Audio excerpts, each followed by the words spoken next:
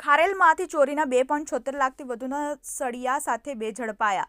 ખારેલ ગણદેવી પોલીસે બાતમીના આધારે કરેલી કાર્યવાહી. છેલ્લા કેટલાક સમયથી હાઈવે પર અનેક સ્થળોએ ગેરકાયદેસર પ્રવૃત્તિ થઈ રહી છે, જે અંતર્ગત ખારેલથી ચોરીના 5030 કિલોગ્રામ લોખંડ રૂપિયા 2,76,600 સાથે પોલીસે 2 ઇસમને દબોચી લીધા હતા.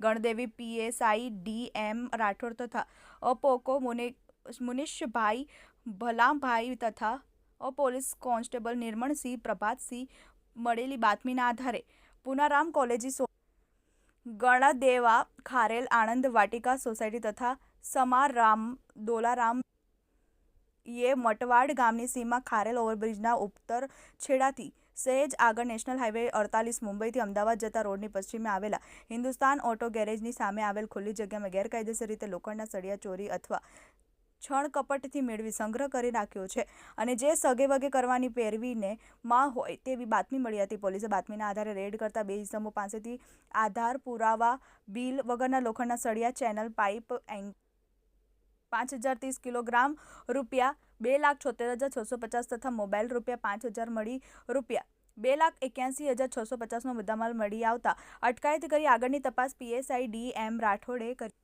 બ્યુરો રિપોર્ટ, ટીવી18 ન્યૂઝ, ખારેલ.